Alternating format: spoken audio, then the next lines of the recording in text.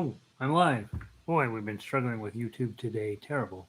Let me go post the link over here on the website, and then we'll get started. Link to join in. Command V, Shift, highlight, link, enter, edit, settings, open a new window, update, update.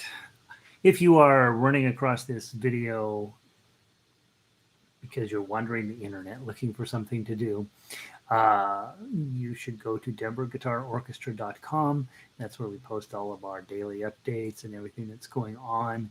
And we have guitar workshop here every single day. And so we play levels 1, 2, 3, and 4 from the Denver Guitar Orchestra series. Level 1 is one chord songs. Level 2 is two chord songs. Level 3 is multiple chord songs in public domain music. And then level 4 is modern doodly doo, whatever it is type of thing. So sometimes it's classical, sometimes it's fingerstyle, sometimes it is popular, sometimes it is folk, hardly ever, but it can be.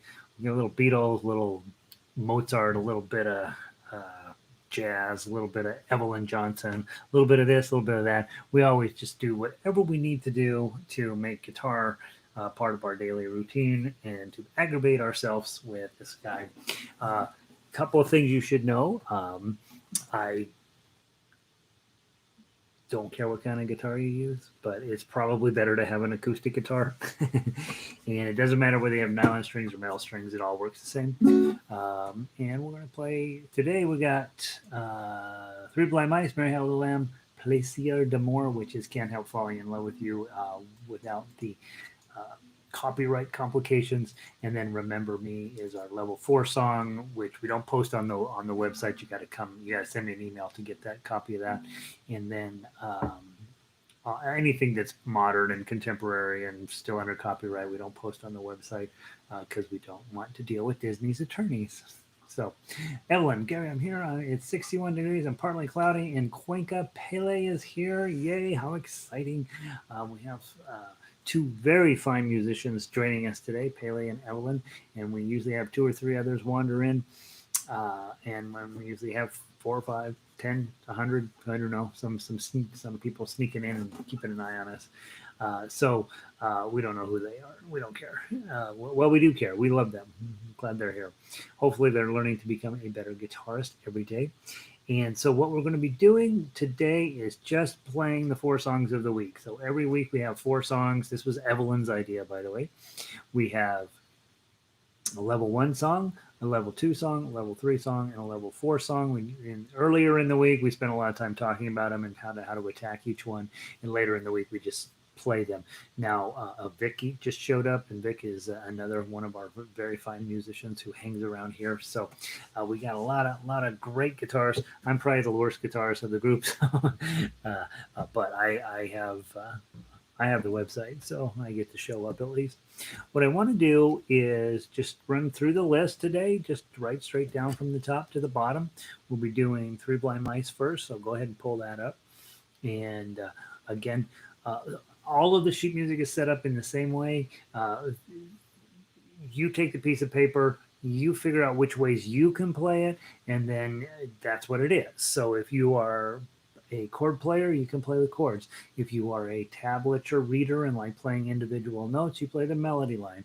If you want to put those two together, chord melody wise, you play the tough axe line. And then, of course, if you are even better than that and you want to start combining all of that stuff, the key would be, hey, I want to get the true fingerstyle play, which means that every 8th note I'm doing something. I'm plucking something, I'm strumming something, I'm making something fancy out of something simple.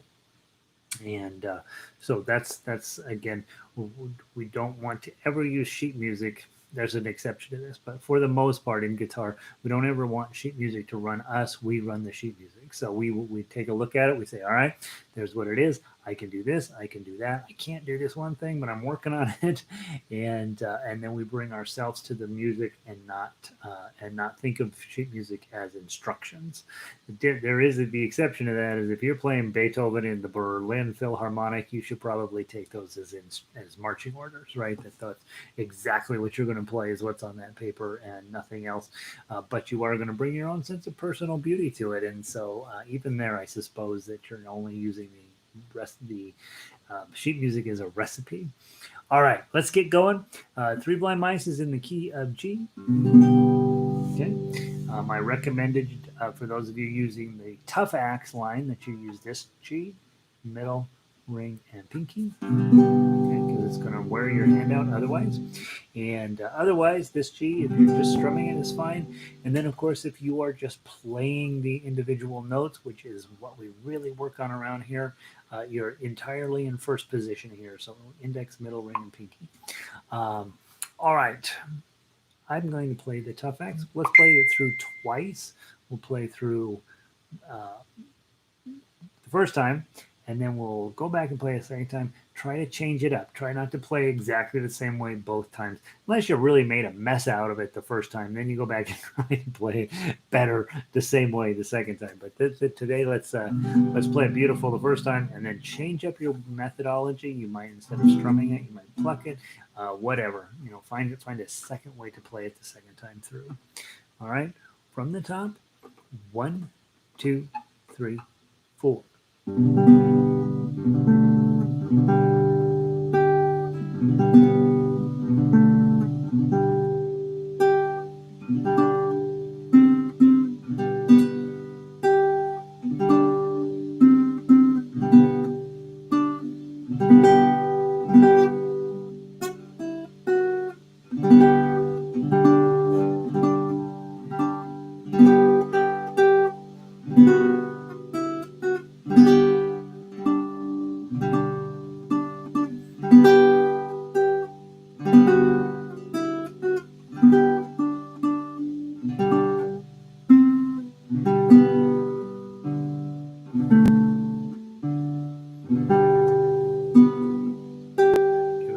Different idea this time. Here we go and play. Let me start again. 1, 2, ready, play.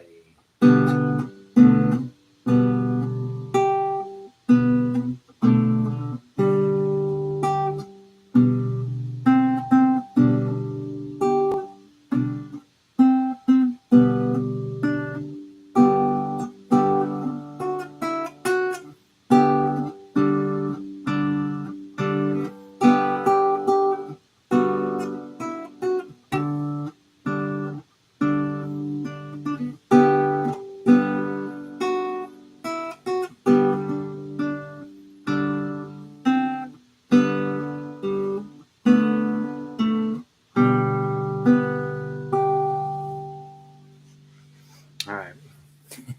I could definitely use some work on that song. Three Blind Mice, by far the hardest song in Book 1. Book 1 is all one-chord songs. And really, in Book 1, I'm not really caring whether you can play the tough axe line or not. I just did as a demonstration of how not to play Three Blind Mice. But when I am teaching this here in town, all I need you to be able to do is play that the guitar melody line and play the chords. Okay, so that at level 1, that's the only thing we really want to make sure you're good on. Making sure you know how to form your chords and then being able to pluck out the melody. That's what's really important on Three Blind Mice, because when plucking, what strings to use? When plucking, what strings to use? So I think Vic is asking me two separate questions at once. So the question is, when plucking, what strings to use? Okay, so if we are obviously when we're plucking, what string we use, the most important string that we're going to use is the melody line. Okay,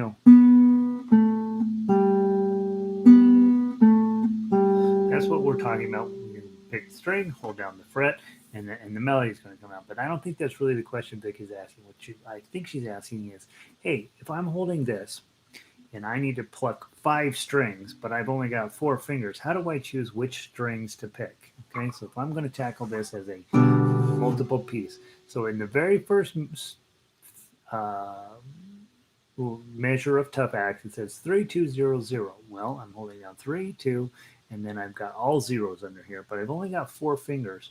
So what I'm going to do is I'm usually going to put my thumb on the lowest note of that series. So in this case, the 3 on the 6th string. And then I'm going to use these 3 fingers for the highest notes in that. And so I'm not worried about the first string because I'm not going to be playing that melody, but I'm going to be playing the next 3 strings, 2, 3, and 4, and then this is going to end up on 6. Okay? I'm going to get a root note there in G, and I'm going to get the 3 higher notes to give it a lot of punch. Okay? And so that's probably what I'm going to do. So there's my 5. I've got 4 fingers and 5 notes. And by the way, you don't use your pinky. You never use your pinky. That question comes up a lot. Why don't I just use all 5? Okay? The only time you use your pinky is in super contemporary classical guitar. Otherwise, pinky is just there for decoration. That's where you put your skull ring. So when I have 5 strings, I'm probably going to pick the low string for my thumb and the high string for the rest of them. And then when I have 4 strings, as in this case, if I'm sitting here like this, I'm going to try to just use all 4 strings. And then, okay, and then to get that top note, I can either jump down with my thumb and grab my middle ring. Okay, so let me find a place where we have 6. At measure 5, the chord is, okay, that's what we're going to play. We certainly don't have 6 fingers, no matter what we do.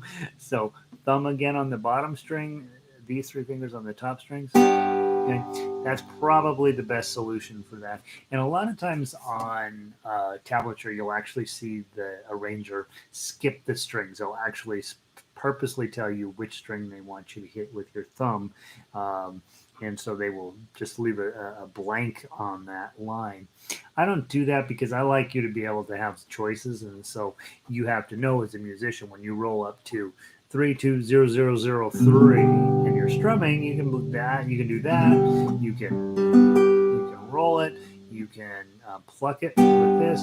You might pick the bottom 4 strings one time through and the upper 4 strings as another time through. Right? So it gives you options as to how you would play it. So I don't necessarily think there's a right answer to Vic's question, but I do think that there are better answers and worse answers, right? So generally speaking, if we want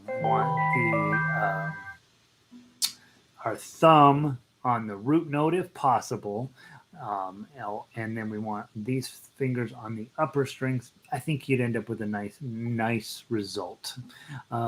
Not always the best answer, but most of the time that works. Okay. And you'll see with me, I don't always get that right by a long shot. Sometimes I'm just desperately grabbing for any sorts of strings that come along. So, all right. 3 Blind Mice has a lot more to it than you would think for such a simple song. I think the biggest challenge with this one is, boy, if you can get this G chord right, and then you're going to be busy with this index finger in a relatively awkward location, and that awkwardness in guitar never goes away. Every song has its moments of awkwardness, so it's just one of those things that we start to work on. All right, book 2. Let's move on. Let's go grab. How are we doing? Is it Mary Had a Little Lamb we're doing today? Yeah, Mary Had a Little Lamb. Mary Had a Little Lamb, not a song we really want to play, but we do want all of the skills that are associated with it. And so what I'd like to do, again, is double check. You got your D chord. Dun, dun, dun. Mary had a... And then you're going to skip to A chord. Little lamb. I'm sorry, 2 Ds. Mary had a little lamb. Little lamb, little lamb. And when we're switching chords, when you're first learning, going from D chord, to A chord, it's not about going from D chord, not knowing what a D chord is and knowing what an A chord is. It's how to get to there fastest and get back the fastest. And in almost all cases, chasing your index finger around is the best way to get where you need to be. I'm on D chord. I'm going to jump this up 1 string, and then these other 2 guys are going to behave and follow along, and I'm going to be there. In measures 9 through the end, we're playing A chord, and then we got to get to E chord. Boom, jump up, come back, boom, boom, boom, boom, boom, boom, boom, boom. And when you're working that program of learning your chords, you can do yourself a huge favor by just sitting there, watch TV at night, and just go back and forth between your main chords. A, E, A, E, D, A, D, A, D, A, D, A. Talk your fingers into knowing what they're supposed to feel like.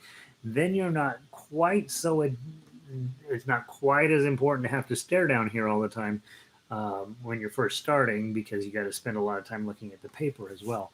Our end goal for everything is that you play without the paper entirely, that you have your entire 2-hour repertoire memorized. You don't need the paper. That's our end goal.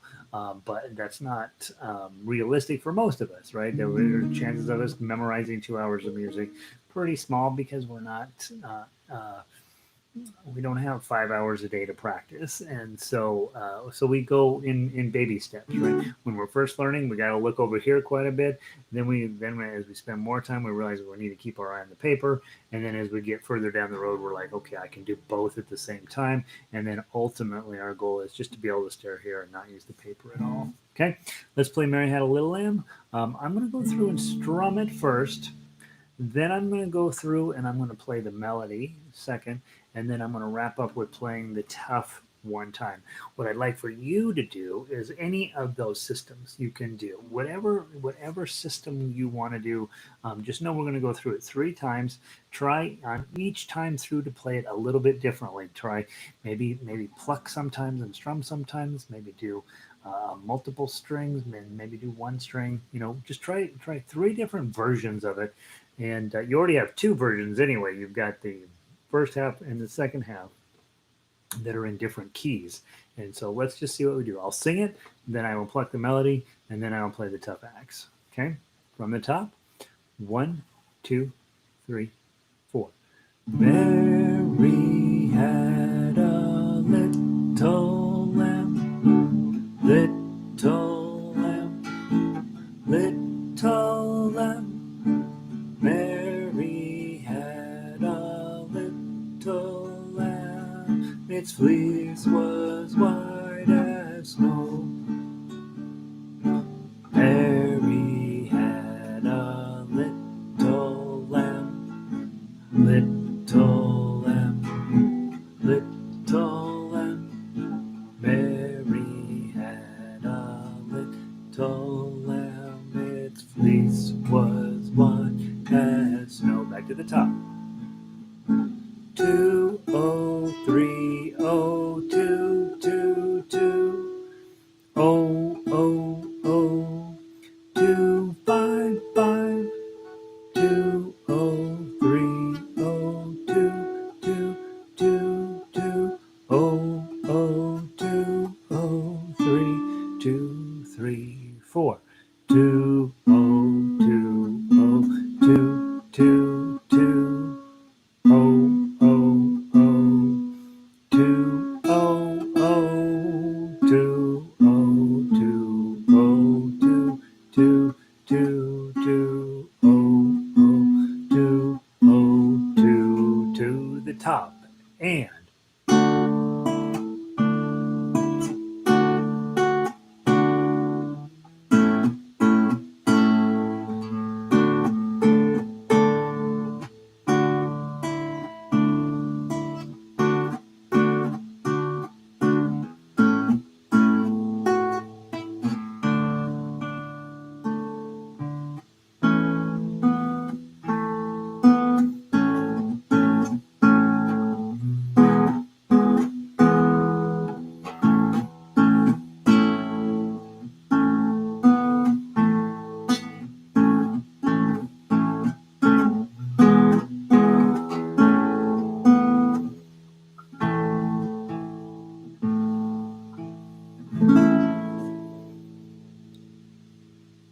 let it ring out. Don't let your last chord off until the guitar either stops ringing on its own or you slide your palm up over the bottom.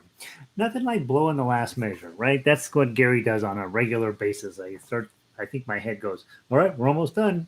And then I mess up, right? So last measure, I'm busy just playing my E chord, happy as a clam. Forget to go grab the melody note. Oh. Okay, so when in basketball they say we play all four quarters, right? Or in football, I guess one of those two. Basketball, I'm sure every sport, 9 innings, right? Play to the end. Don't give up one measure early. The audience wants to hear the first note and they want to hear the last note, and in between there, they're just waiting for the song to be over. So get the beginning right and get the ending right, and everything else is just more practice for you, right? Okay, so that's 3 different ways to play Mary Had a Little Lamb in 2 different keys. Let's call that 6 rounds of Mary Had a Little Lamb, and that's enough for anybody, right? Vic said, that's fun to play straight through with all the techniques. It is kind of fun, right? I think the biggest thing you can do as a musician is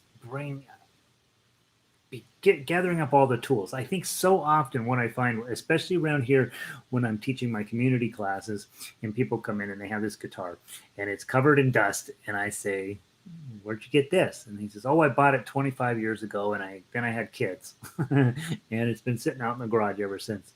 And that happens all the time. But what really happens is people buy a guitar, they're super excited, they want to play some songs, and they go out and they buy their Black Sabbath book or whatever song book they're interested in.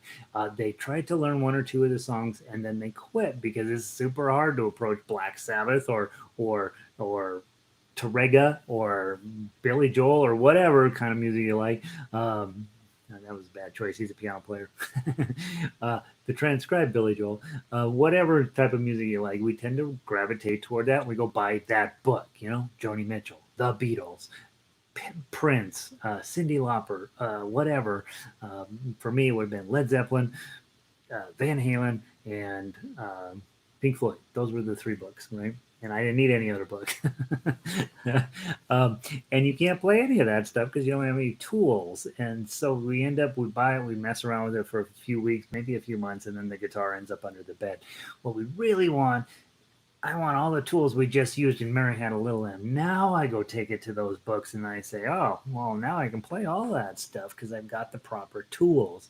And so I think when you go through any of these songs, especially the easier songs, try playing it all the different ways and then say, all right, I've got this thing.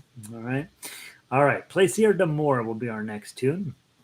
And again, Can't Help Falling in Love, Elvis. The original Plaisir d'Amour is quite a bit different than this one, generally speaking. So if you go to YouTube and you listen to it, you're like, I can kind of see the resemblance, but they did quite a bit of a number on it to get it to be Can't Help Falling in Love with You. I actually like the Can't Help Falling in Love with You version of Plaisir d'Amour better than the Plaisir d'Amour version of Plaisir d'Amour. But in any event, what we want to be able to do is get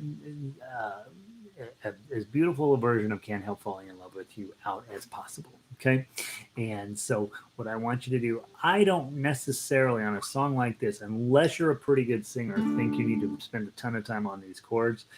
Because they're hard, right? And so unless you're going to sing it, wise men say only fools rush in. That's beautiful, right? The whole thing works. We have a tendency to want to strum a lot more energetically than that. But if you are a good singer, you don't necessarily need to do that. Just give yourself let those chords develop fully underneath your voice. And let me try to show you one more time how pretty that sounds. I'm a terrible singer, right? But it still sounds cool. Wise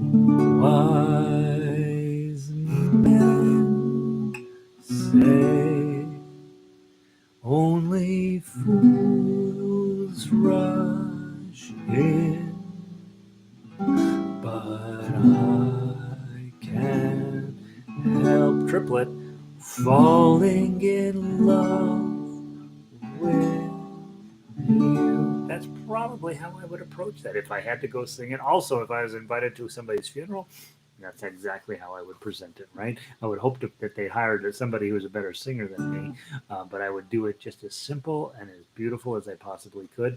The other one, and don't forget, this is one technique we don't spend a ton of time on, but we need to always think of it, is this arpeggio picking of chords. If you're a singer, This is your ticket to the good life. You're going to sound so good with having no other additional skills. You don't need to know how to do anything fancy here. You don't need to know how to read tablature necessary. You're just staring at those chords, and then you're going to get good. Instead of strumming and instead of plucking all at once, okay, you're now going to do 1, 2, 3, 4. Thumb, index, middle, ring. Thumb, index, middle, ring. Watch what happens.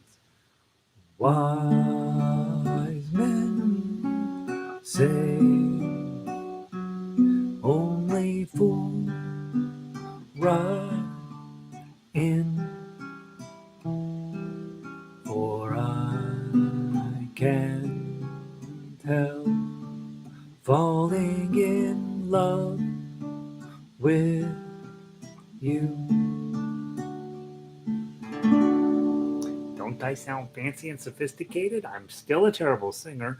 I'm still an average guitar player, but man, I sound like I really know what I'm doing. And so, if you like singing at all, that's the way to do it. Also, if you hate singing, that's when duets come in. So, you have somebody play the melody line 3, 5, 3, and you just pluck that beautiful, beautiful arpeggio underneath there. Yeah, the chords are pretty challenging on this, but you just have to get them on and then make sure you never change this pattern over here.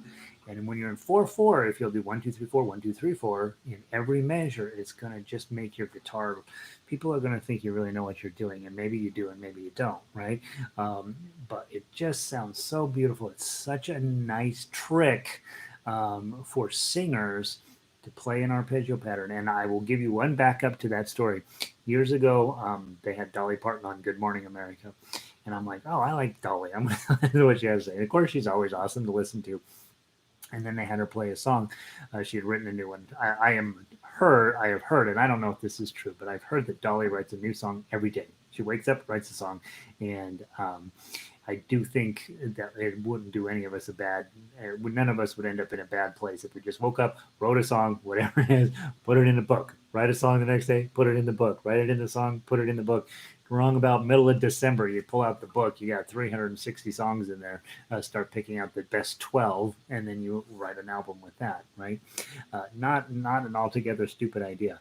But as you know, Dolly has these big old long fingernails, right? So she has to tune her guitar differently than we tune a standard guitar, and everything she plays is a bar chord.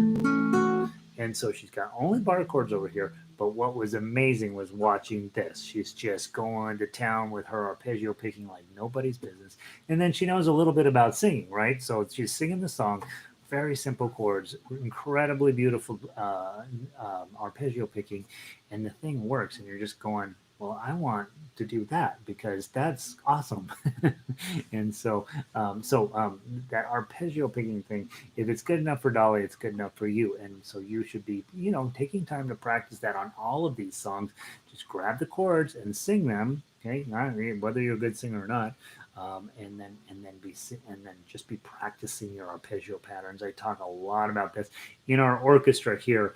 Tends to be our more advanced players who end up being our arpeggio pickers, and there's no reason for that. It's just because that's who ends up working on it. The newer players are always so worried about just getting the chord on, right? And they're not just thinking as much as they can that honestly, I'm going to get the chord on. I'm not worried about getting the D chord on.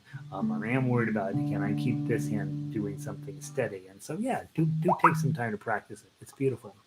All right. I'm going to play the tough acts. We're going to play it as written. We're going to play all the way from measure 1 down to measure 8. Then we're going to come back and we're going to play measure 1 through 8 again. Then we have that middle section, which is the challenging section, right? Okay, so measures 9, 10, and 11 are all identical. So you want to memorize measure 9.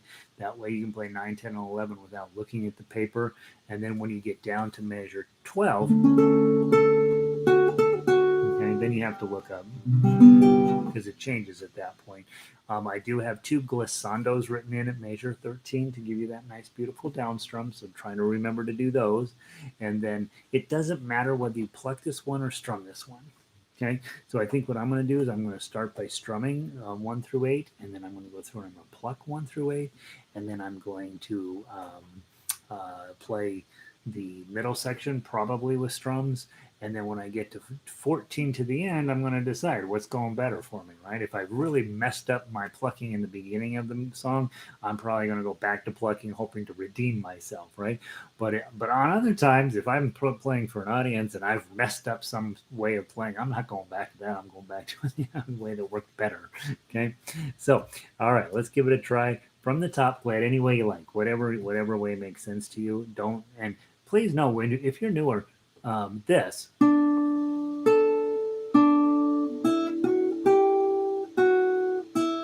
That is a whole lot. 80, probably 85% of all people who pick up the guitar. I would guess even higher percentage than that. I'll bet it's more than 90% of all people who pick up a guitar will never pluck a melody out of it at all.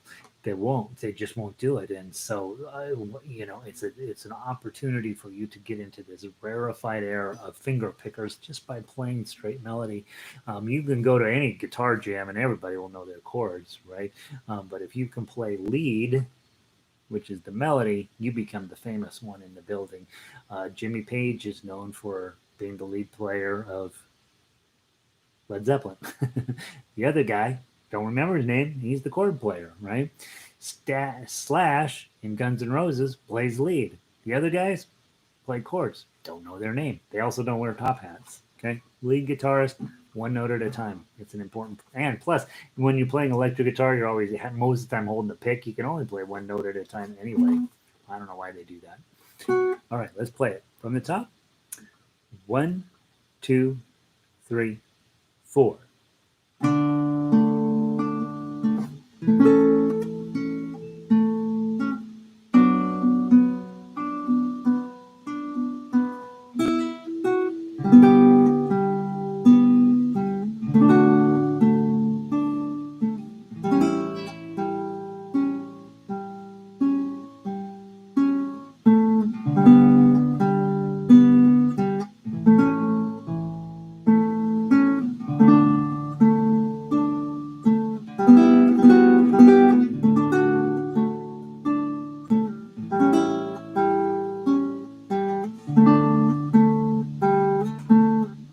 To the top.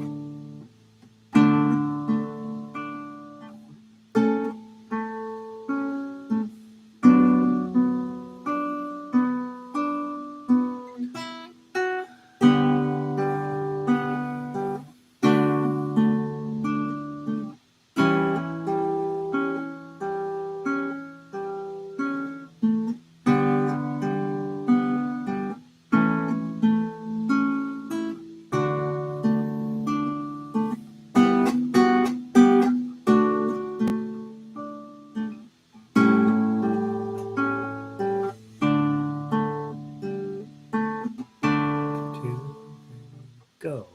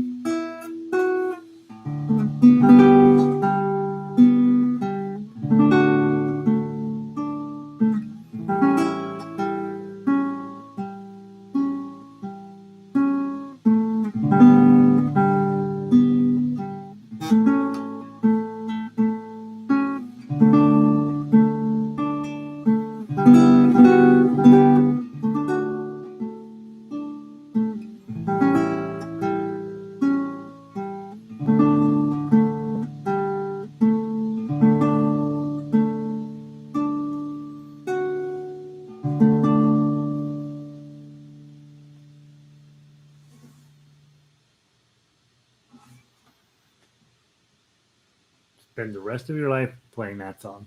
That's a good one, right? I kind of messed up this middle section a little bit the first time through, and then I'm playing. I'm like, oh gosh, I'm gonna get one of these right. By the time I got to the measure the third repeat, right? Measure 11. I finally managed to pull one off. It's a tough section, and so that's why we memorize it, and which I, of course, am really good about talking about and not so good at doing. So there we are. All right. I hope that's a fun one for you. I could. Yay. Megan is like, look at me. Look at me. Right? It's that sense of victory at your house, right? Also know you're playing with somebody. That's why you show up to lessons, right? You show up to play with me. I'm messing up, you're messing up, we're all messing up, but we're helping each other get better by playing in time with one another. And so by listening to me and trying to play with me, it means at some point you're like, oh, shoot, I screwed that up. Can't care about it. Got to move on. That's a big deal. That's absolutely. No, I could practice. Oh, Nick's like, yeah, no, I didn't mean I could play it. I mean, I could play it every day for the rest of my life. I bet you could play it too, Vic. All right. Hilarious. All right, let's play Remember Me. Speaking of songs that are super, super unpleasant.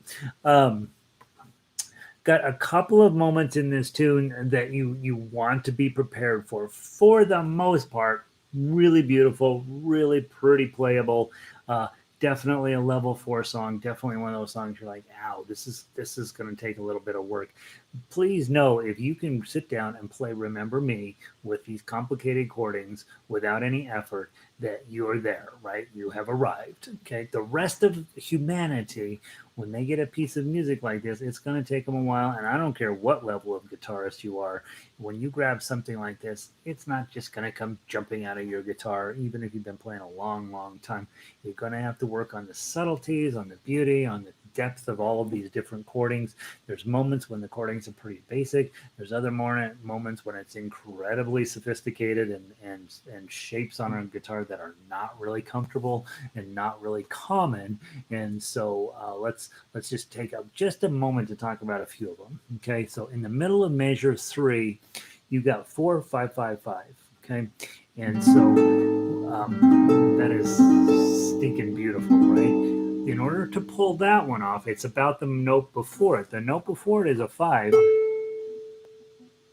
You're going to take that 5 and then just make sure your index finger ends up on the 4, and then you can add the other 2. So on your sheet music, above the first 5, put your pinky, and then next to the 4, just make yourself a note to put your index finger there, and it's going to be great. Okay, and then you can move on with the rest of the song. G chords are going to show up. The other one, measure 5, a moment where it's not exactly pleasant. You got 8, you got 7, 5, 6, 8, and you're like, what the heck is that? Anytime you see a messy chord like that, be thinking about, all right, the lowest note is a 5, so I'm going to bar the 5. I've got a 6 and a 7. Well, now I know, heck, that's just a C chord, okay, on the 5th fret, so who knows what it really is, right? And then I'm going to put my pinky up here on 8. And that's what you're going to make. That's what you're going to work on there. So just be putting that bar there, C shape in front, pinky on 8. That's beautiful, by the way. And that's where you're going to end up. And then you do have some 10s and 12s, so just make sure you know on your guitar where your 12 is and where your 10 is. Okay, there's typically a dot on 9 on a guitar, and so that's somewhat helpful. Not every guitar is the same though, so a lot of times you're going to looking down going, well, I hope that's a 10. Okay, and then the other chords that I think are kind of not necessarily a bummer, but definitely ones you want to know about. Measure 9. The first chord is a bar on 4. Middle finger here on 5. Now we're used to doing it as for the F sharp minor shape, this shape here, right? We're used to that, but in this case, we're going to use a middle finger, 4th string, 5th fret, and then your pinky's going to go way out here to 7.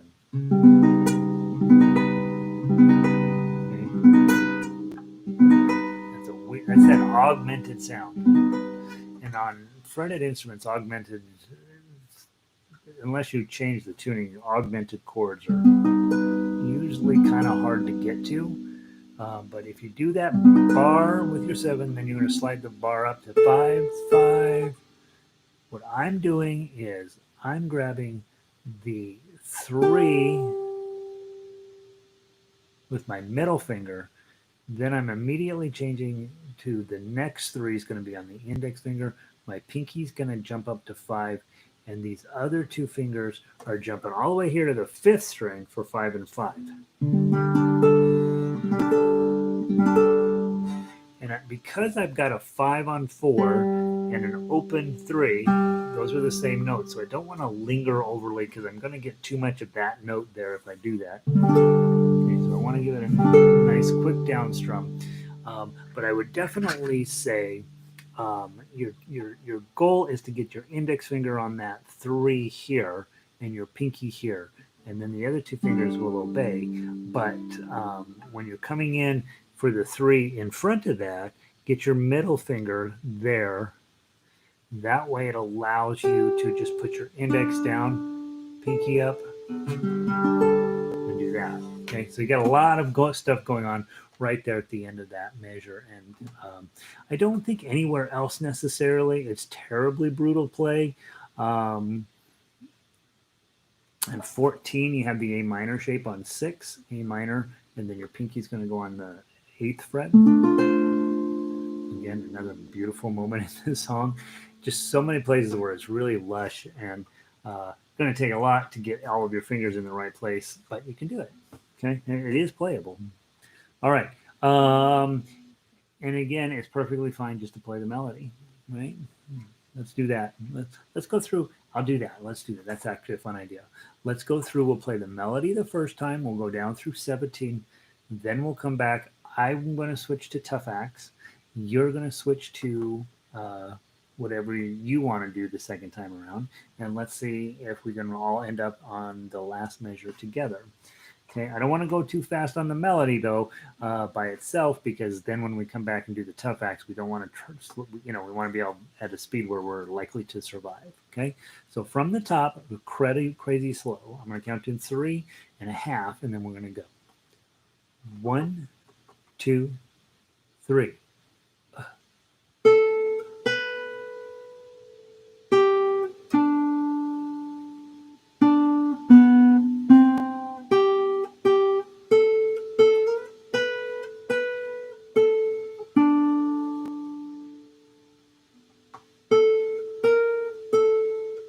I grabbed a 5. Sorry.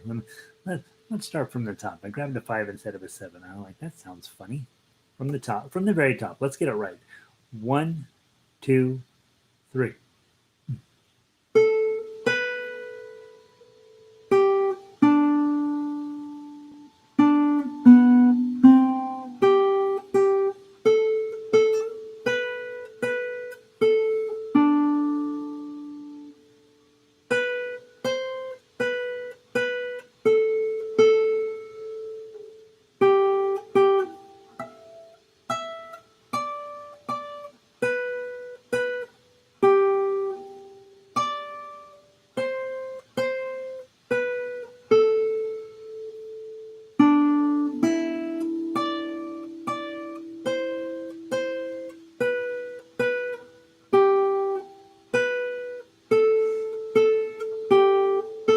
Page 2.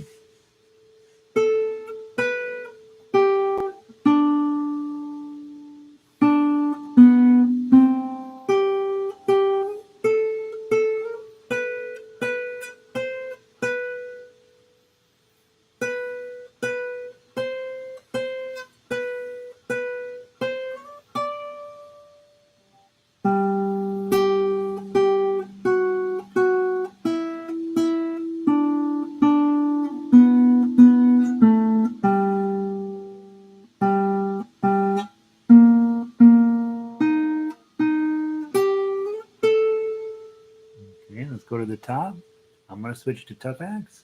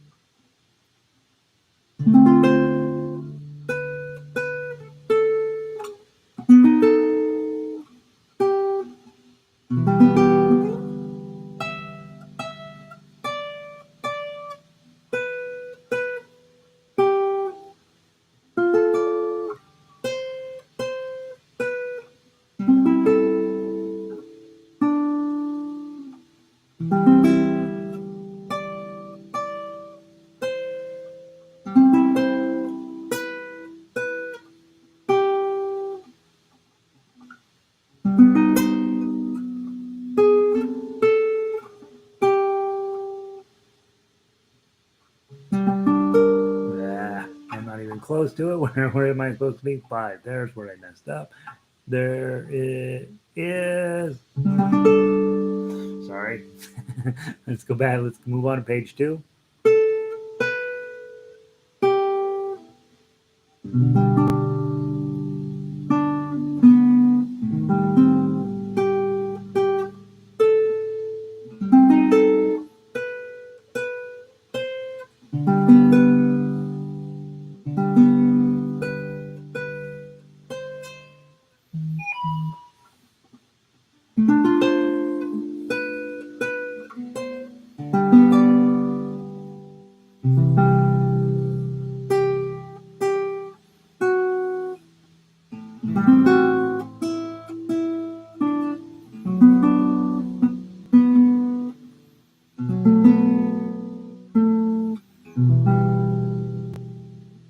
Second ending.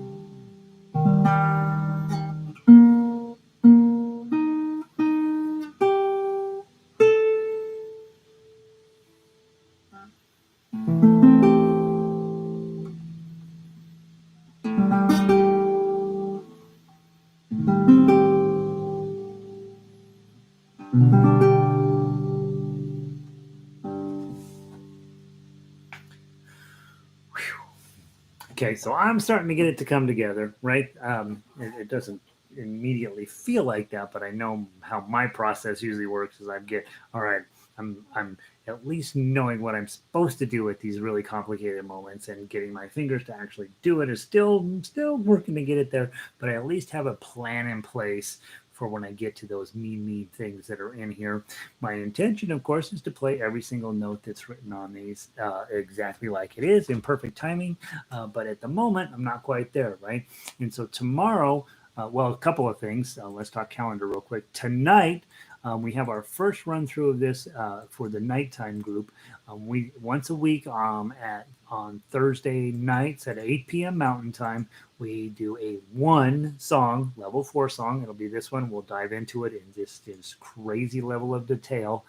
So we get everybody working. That class is really almost exclusively focused in on tough acts, right? We want to do, we want to be able to play everything in time and perfectly and blah, blah, blah, but that's not really what we do necessarily as guitarists. What we really want to do is dig into, we want to be able to play all this stuff by ourselves and have everybody come and buy us drinks, right?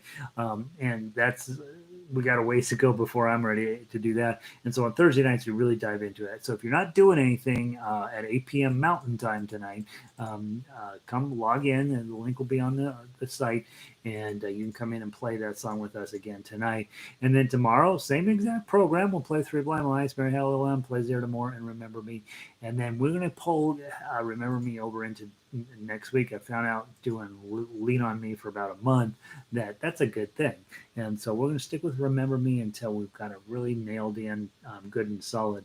Not much repetition to help me memorize. Yeah, this is Vic is good point, right? A lot of the older songs, something like Plaisir to More, a lot of the older ones, it was very common to have a ton of repetitions so that you would, to be perfectly honest, they didn't want it overly complicated because they were dealing with all sorts of issues. But these days, it's very common to have music that doesn't have any repeats in it at all, and it just changes and changes and develops and molds, and it makes playing modern music much more difficult, but of course much more interesting on some levels. So just be thoughtful about there's nothing really in here that you can, okay, I can memorize this and memorize that. What you're really looking for is, all right, I know my G chords, I'm not going to worry about those, I'm not going to work on those. That 5-5-4-5, I have no idea what that is. I'm going to have to spend some little bit of time thinking about how to get that on. When I get down to what's the one that drives me nuts every time? 7-5-6-8. I'm like, what the heck is that, right? And so I've got to get where I have that particular moment memorized and the moment right before that moment, so that I know that I've got my fingers in a good attack angle to reach that. And so when you've got these complicated moments in these modern songs, you're looking at what happens right before that, and then what do I got to do to get my fingers set up in good shape so that I can get that on in a proper timing. And it's easy to talk about and very, very challenging to do. This song is going to take a while to get it together, but it's going to be worth it. This is a beautiful, breathtaking song, and absolutely worth your time to dig in and bend your fingers around until you get all that stuff. I, at this point, have no intention of changing anything on the music. I think it's absolutely written exactly what was meant by the song and by the original composers to get. To get the song out there. I did have to make one octave adjustment in order to fit it onto a guitar, but other than that, it's basically the exact song that's being played in the movie, and so it should sound nice. Okay, yeah, not much. Let's see, Evelyn. I really appreciate all the work done to teach us. It has been a pleasure getting my thumb daily more. You know, guys, March 15th, I said, I don't think I should have the orchestra meet because it sounds like things are going bad out there, and I don't really want to be responsible for getting anybody sick. And at that point, I think there was about 100 people maybe in Colorado that had this thing, and it was enough for me to shut the orchestra down. Right now, we have tens of thousands of people, and they're talking about opening back up, and I'm like, that doesn't make any sense. And so on March 20th, I decided, you know what, I'm not going to be able to meet with my people for a little while, a couple weeks, maybe a month. I'll start doing some stuff on YouTube so people can come around and try playing. And as it turns out, we may be doing this a real long time. And what we want to do is turn off the news, turn off Facebook, turn off Twitter, turn off Instagram, right? Just let that stuff be it what it is. We can check in on it when we need to, but for the most part, there's no good news right now. And especially, I think Evelyn, you're insulated a tiny bit from this, but in the United States, it is embarrassing what's going on, and we don't want to it's easy to get sucked into that negativity, right? We got to know it's going to work itself out in some way. So science is going to come around and solve our problem, and we just got to wait for them. And in the meantime, let's do stuff that's positive and productive. And I think playing music at whatever level we can play it at. If it's Three Blind Mice, let's kill Three Blind Mice. If don't kill Three Blind Mice, that's rude. And if it's Remember Me, and we're going to spend, that's what we should be doing. And I think it's so easy to get sucked into all of this negative and fear, and it is very negative and it is very scary. But we can do it in a smart way, right? And one of those ways is just to enjoy the process of becoming better guitar players. So thanks, Evelyn, for that note. And I agree. Let's just use this to get our minds off of this, and also to recharge us, because there is a time when we're going to have to take action. We're going to have to get out there and do whatever we need to do. But for an hour a day or a couple hours a day, we can go hide and make music and get our batteries recharged. Pele, I sometimes use the chord or cheat on the bars to do the hard chords in order to play. Yeah, Pele, right? Cheating is not a thing in music, right? We think of it as cheating, but it's not. It's smart musicianship. At the time that you are making those adjustments to your hands, that's smart musicianship. Hey, I can't play it the way Gary has it on the paper, but I could do this part of it. Or, I can't play the whole chord right now, but I can sure as heck get that melody note. That's not really, I don't think of it as cheating, right? Think of it as making rational modifications for your current ability as a musician. Down the road, you will make less cheats. You'll make different kinds of cheats, actually. The reason I write all this music out is I don't like the way other people write music. And I guess that's me cheating, right? It's me saying, well, I don't like the way that works, right? I'm going to go make my version of it, and my version is going to be better anyway. So, all right, you guys have a wonderful day. Again, be careful and be safe out there, and we got to know positive things are going down the road. There's no other time in the history of humanity when you would rather live. If you think about it, you think about all of the other issues you would have faced in other eras of humanity, all the way going back to the ancient times. We have iPhones now. That alone is worth, and we have YouTube, right? And so yeah, let's just enjoy what we got, and know that no, it's gotta work itself out. It just has to. We got to figure out. We'll figure out a way through this as well. You guys have a wonderful day. And I will see some of you tonight at 8 p.m. Mountain Time, and then I will see some of you, well, hopefully all of you, again tomorrow. And we're going to get Remember Me. I feel confident that Remember Me and Plaisir d'Amour are both pieces that you can have for a real long time. And honestly, if you get where you can really play those, when somebody comes over and says, "Oh, I didn't know you played guitar. Why don't you play me something?" You knock those two things out, they're going to be like, "Do you give lessons?" Right? That's what they want. That's what you want to hear. Do you give lessons? Because I'd like to learn. And so that's another reason to do levels 1 and 2, right? Because sooner or later you're going to end up teaching somebody, and you're going to be like, "Oh, crud, what am I going to teach them? Level 1, level 2." Okay, that's what you do. All right, guys, have a wonderful day. I'll see all of you tomorrow. Hitting the string. Good night.